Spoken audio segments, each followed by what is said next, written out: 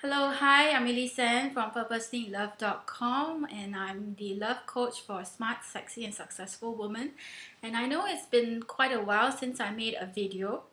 And what inspired me to create this video today is because I actually came back from a networking event, a women's networking event. I just joined them as the executive member, and I'm really excited about it. And so I was networking with some women, and some interesting questions actually came up, and I thought that was quite relevant, and I would like to share them with you. And because I'm the love coach, right, and it's so interesting, this topic is really interesting. So I actually got a few questions, and some of them I'm going to share them with you. And the first one I would like to share with you is protect yourself against unruly people. Well, why I say this is because actually I don't think there's a need to really protect yourself against unruly people.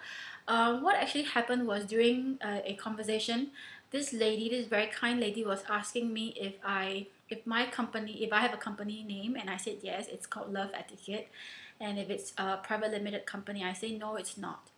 And basically she suggested that I should make it a private limited company because I provide a service, and you never know what kind of people that will turn their back against me and start suing me, right? I say that's not going to happen because I don't attract them anymore. Well, to be quite honest, when I was doing my crystal business, I did attract quite a few unreasonable people, and I did somehow got in the email fight, yeah. But as I looked back, I think that was also because I needed some self-development. I wasn't at that very peaceful state, therefore I attracted them. And I told her, although I acknowledge the fact that I need to make my company a private limited company, but there is no need to make it just because to guard against unruly or unreasonable people, because I don't attract them anymore in my life, because I'm not like that anymore. And truly, I believe nobody really likes to be unreasonable unless there is absolutely a reason. So yeah, and I told her, oh, and she said, but yeah, I attract 99. The clients that I had, 99% are really nice. It's just this 1%. I say, for me, this 1% doesn't even exist. Why? Because if you're vibrating on at the level of love, you can only attract love. How can you attract negative people? And even if negative people come into my life, I have a way to sort of like melt them down, and I understand. I give them sympathy, and not really sympathy, but I empathize with them, because really nobody likes to be nasty, and there must be a reason. So I put myself in their shoes, and I understand why they are behaving like this, and that really doesn't bother me, because I know that they are not being unreasonable for no reason. You know what I mean? So I'm not attracting these people. So there's really no need to guard yourself against unruly or unreasonable people, unless you yourself are one, because you are a reflection. I mean, your surroundings are a reflection of you yourself, right? And even if they do come into your life, know that you know it's a sign of fear, and anything, and when they attack, is basically, they have, it is calling out that they need some love. So send them love, and everything will be fine. And I think with love, love heals everything. Okay, that's number one. Number two, I met this really interesting lady. She was telling me she has a friend that she is from a very traditional country and has moved to Australia, and because of her traditional background, she couldn't find a man in Australia. And so she suggested, maybe you should go back to your country, and there's no man in Australia for you, right? So she asked me, do you think people should move across countries just to find their true love? And my answer to her is no. There isn't a need to. You need to be comfortable with yourself. You need to know who you really are, and then magic starts to happen. Not by not by moving country to country. You'll never find anyone. And she was saying, yeah, and she has a few friends who are really picky. I said, people who are picky, it doesn't mean that they are fussy. It just really means they don't know what they want. Because if you don't know what you want, then nothing seems to be working out for you. Nothing seems to be right. Isn't that true? So basically what I teach is, and I help women to attract the love that they desire, is by loving themselves first, knowing what they want, and then you teach others how to love you back. It's not by external forces, external environment. That's not going to happen.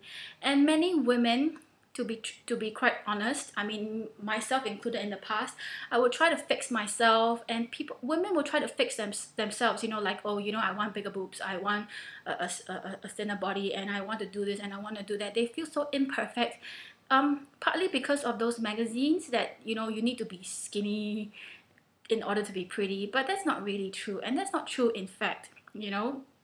So what I teach is, I do not teach people to fix themselves. You are perfect the way you are. All you need to do is just know what you want. Okay? And the third discussion was, yeah, I met this other French lady, and she was telling me how Singapore women are pestering her for her to introduce some French men and her brother and all that. You know, French men are really nice, this and that, blah, blah, blah.